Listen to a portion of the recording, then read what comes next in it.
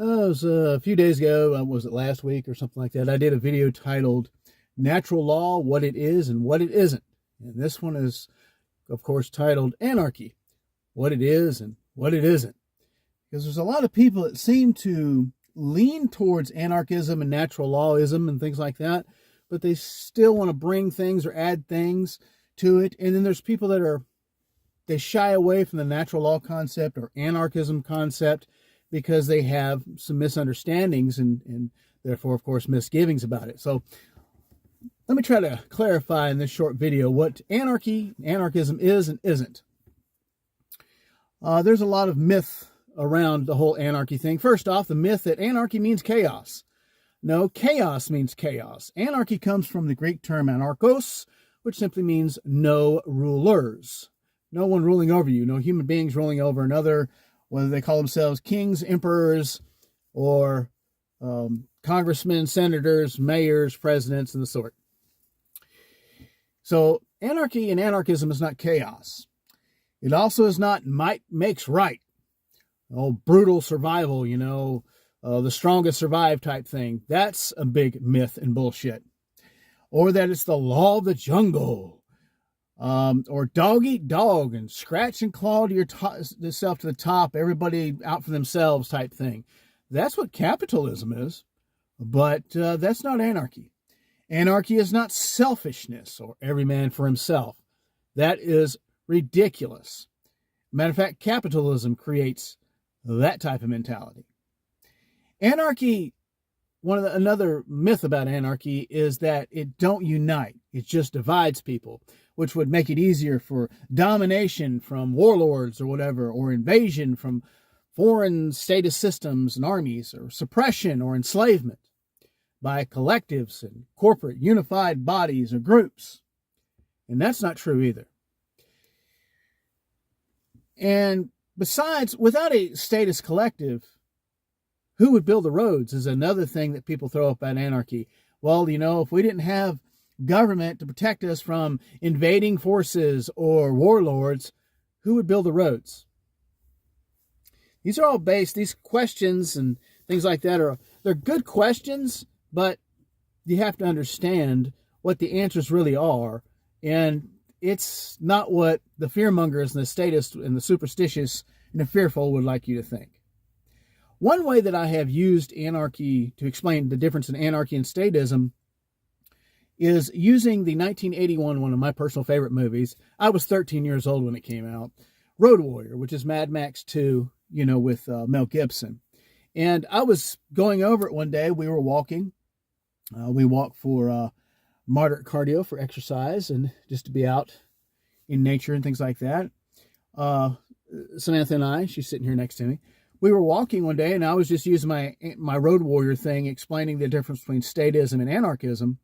And she said, man, you ought to make a video like that. I said, well, I have thought about that. So I dedicate this video to my sweetheart who's sitting here next to me. If you've ever watched the movie Road Warrior, the 1981 version, not the Fury Road remake type thing, you'll notice that there was a group inside of a compound where they had an oil pump and a little mini little oil refinery thing going on there. But inside that group, they had a leader, but I don't remember that character's name. They had a leader, but he wasn't the ruler. There was no rulers. There was no statist system. Now, Mad Max, played by Mel Gibson, who was a loner, no doubt, and a vagabond, if you will. He was a wandering warrior and a loner, but he was injured and he was helped by them, and in turn, he was able to help them. Now, that's anarchy. That little tribe, that little group inside of that compound there, that was anarchy. You can have leaders and people that stand out and you go to, like they had the mechanic there, the paraplegic mechanic in that compound. They would go to him for his expertise on, automotive things and things like that. Everyone you can lead in whatever you're good at, but you're not a ruler. Now, on the flip side, you had a warlord named Lord Humongous, and he was a gang leader, and he wanted to seize that compound and that oil pump and the gasoline. And, he would say, just walk away. There doesn't need to be any more violence or killing. Just walk away. Leave the gasoline and pump, and we will let you live. That sounds like government to me. See, Humongous, the warlord, was statism. That's what he was. He was organized crime, if you will, with his gang of enforcers, his gang of policemen, if you will. That's what statism is Humongous and the warlords.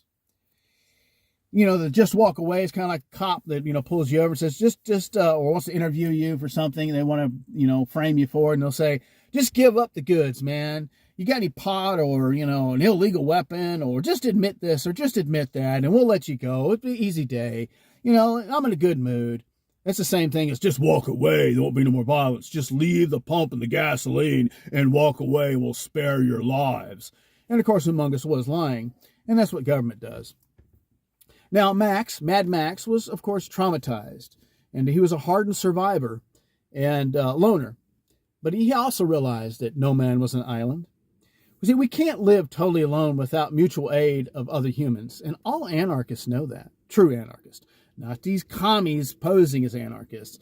Not certain people that are common law people that want sheriffs and this, that, and the other, and they want a constitution and stuff posing as anarchists. That's not anarchism. And the people that are just, willy-nilly, basically psychopaths that call themselves anarchists, want to prey on other people. That's not anarchy either. But nobody is an island, and no one can live totally to themselves. Even the mountain men of the 1700s and 1800s in America, some of the most reclusive gentlemen out there, they knew that they needed other people and their products and services. They would go to town every now and then to sell their furs and to buy products like flour and sugar and things like that they couldn't procure or get themselves or make for themselves or grow for themselves out in the wilderness where they lived. And they'd get other services like dental services. Maybe they need a teeth pull or something like that, right? So we need each other. There's no doubt about that. Survivalists or preppers, they know that you can't possibly procure, make, or grow every item that you would need. And they know that you can't possibly have so much knowledge or know everything or be skilled in everything to be able to do everything that you need for long-term basic survival, or to live the most Spartan existence for any real length of time. We need one another. And the fact is, we can't survive, much less thrive, without mutual aid and cooperation with our fellow human beings. And I like it that way. I'm glad that we need one another. The most agoraphobic person, the person just has the strongest fear to leave their house or whatever, or the most misanthropic person, the person just doesn't like people, they know this. In the end, we all know we need one another. Now, and like I said, anarchists know that. And anarchists know that we need interactions with one another. But those interactions need to be free will. That's why another term for anarchism or non-statism is voluntarism. And because things need to be of free will. Your interaction with people, your businesses, the things that you do with one another should be free will. There's sexual intercourse, but there's also social intercourse. And your social intercourse should not be based on rape or force, no more than sexual intercourse should be. It should be a free will and a voluntary basis. People will say, another myth, is that anarchy divides. You don't unite us, it weakens us. Like I said, it would weaken, not only for the survival of people, but weaken us, for invasion or something like that. But that's just statist fear-mongering. And statism or state theism is a religion. It's like Larkin Rose, the anarchist, has titled his book, The Most Dangerous Superstition. That's what statism is. It is a superstition, it is a religion. It's fear-based. It's a fear-based mythos with its own dogma and doctrines and theologies. And it has its own, it's like religion has its own little sects. Well, there's different sects of state theists. Some are communists, some are conservatives, some are liberals, some are national socialists, some believe in a feudal system. The true anarchy is not a collective, that's true. But anarchism does allow for tribalism. I used to talk a lot about tribalism in my older videos in 2010 through 2013. Like the tribe inside the compound and the road warrior thing. It's voluntarism. It's based on the principle of voluntary interaction, transaction, or voluntary separation. We hear about finding your own tribe, especially in the spiritual community these days. Finding your own tribe, finding your vibe tribe, finding your soul family, things like that. That's got to be something you choose. Within tribes, there's still individual freedom. People can still do. The American Indians, the European tribes of old, our ancestors, things like that in Europe, those tribes, they had chiefs and tribal leaders, and they had elders, and they may have had the druid priests or, whatever. They may have had the religious priests or whatever that were gone to for help or wisdom or guidance or medical care or something like that, or to go to when there was a dispute and you need a neutral third party, but yet they're not so neutral. They care about the community. They want the best, so they want to hear both sides of an argument or dispute or, whatever. But it's all for mutual benefit. None of this is, but tribalism is not compulsory collectivism like statism is. There's no forced segregation, nor is there any forced integration. You're able to associate who you wish, race, color, creed, whatever. It doesn't matter. You're able to associate or choose not to associate. Whereas with statism, you don't have that. Listen, humans have always band together for survival and mutual benefit. So the whole idea, the myth that anarchy is division or divides people, or, it's chaos, or that it's every man for himself and selfishness, those are lies that are only told by people who have statist agendas. They may hide those agendas under different titles, but in the end, if they expect everyone to be exactly the same, and we all have to do this and have to do that and fall in line, that's statism. That's a form of force. It's statism.